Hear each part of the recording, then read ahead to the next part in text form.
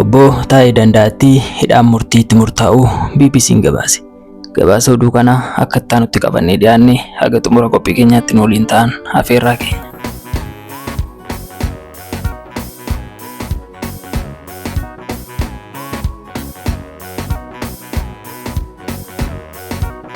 Deetaa ministeera nagaa kan turanii fi ministeericha Affee Oromiyaa Obbo Taayee Danda'aa himataawwan irratti banaman sadii keessaa himataawwan lamaan bilisa jechuun manni murtii olaanaa federaalaa ramaddii lidataa har'a murteesse.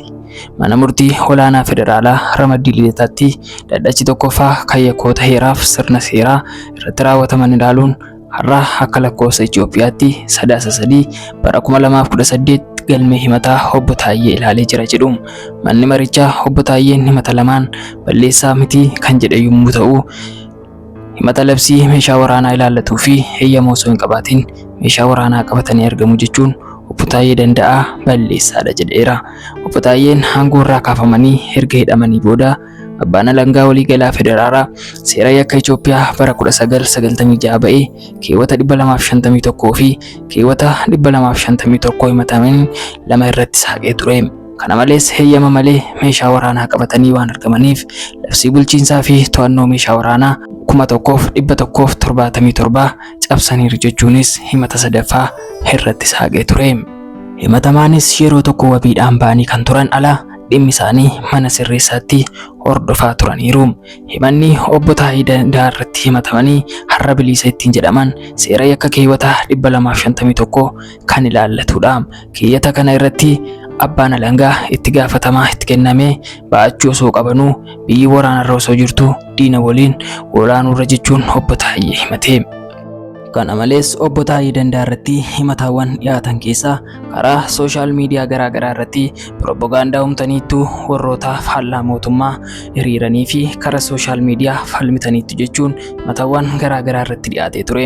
Abbaan alangaa maxxanfawwan himataman toora miidiyaa hawaasaa feesbuukii isaanii irratti qoodan akkasumas gaaffiif deebii BBC New Afaan Oromoo waliin taasisanis heereem.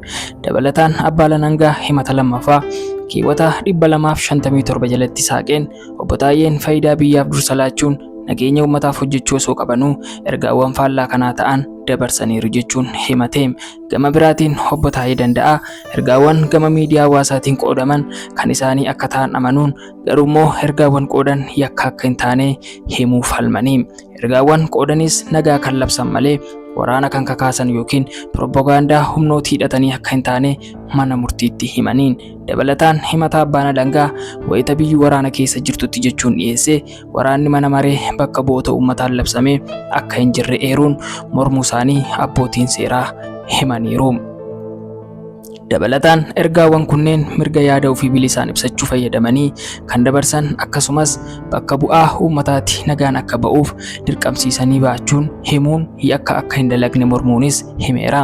Qabiyyee ergaawwan Obbo Taayee Danda'aa gama miidiyaa hawaasaa isaatiin qoodanii fi gaaffiif deebii miidiyaa waliin taasisan qorachuu kan hime manni murtichaa dhaddacha irraa akka lakkoofsa Itoophiyaatti 3/3/2018 ta'een Obbo Taayee Danda'aa himatawwan lamaan kanarraa bilisa jedheera. Himatawwan bilisa ittiin jedhaman kunneen ilaalchisees abbootii seeraa gidduutti garaagarummaa yaada akka turee fi sagalee caalmaa bilisa yookiin balleessaa miti akka jedhaman himameera. Himatawwan lamaan kun kanaan dura manni murtichaa Obbo Taayeen ofirraa ittisuun osoo irraa hin eegamin bilisa jedheen akka tureen yaadatama. Haa ta'u malee waliiyyannoo abbaa alangaan dhiyeeffatee bu'uura godhachuun mana murtii waliigalaa federaalaatti dhaddachi waliiyyannoo dhaddacha akka lakkoofsa Itoophiyaatti caamsaa 25/2017 ta'een himatawwan lama akka ofii isaaniitii Obbo Taayeen akka ofirraa ittisan murteessee ture.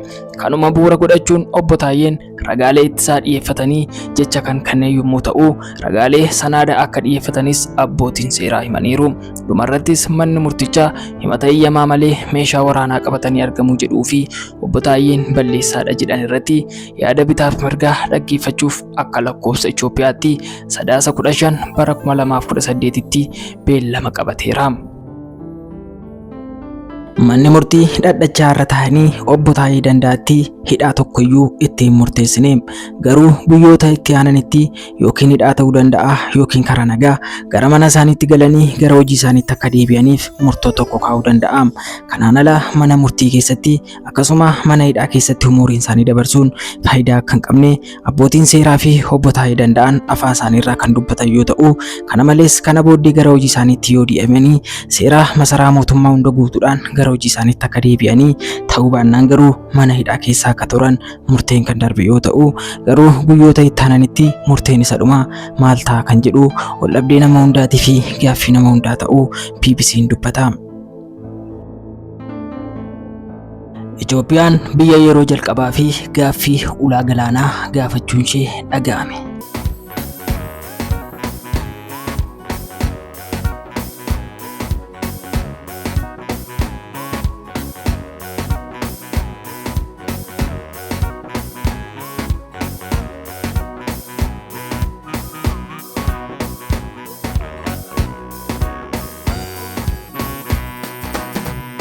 Biyyoonni hedduun gaaffii ulaa galaanaa wal fakkaataa dhiyeessuun isaanii kan itti fufe yoo ta'u, kaan ammas dhiyeessuu itti fufanii jiru. Kan Itoophiyaa kan biyyoota kaan irraa adda taasisu garuu abbummaa ulaa galaanaa dhabdee turte deeffachuu fi humna waraanaa achirratti ijaaruu barbaaduu isheeti.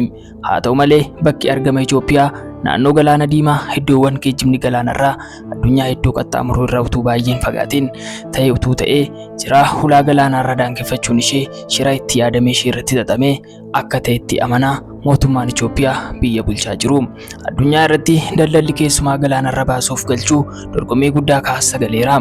Kanaaf biyyoonni ulaa galaanaa hin qabne kallattiinis ta'e al-kallattiin karaa ittiin rakkoo kana furatan soqataa jiru. Biyyoonni ulaa galaanaa hin qabne karaa dippiloomaasii waliigalteewwan yookiin giddu seentummaa dhaabbilee naannootiin kanneen gaaffii isaanii mirkaneessan jiru.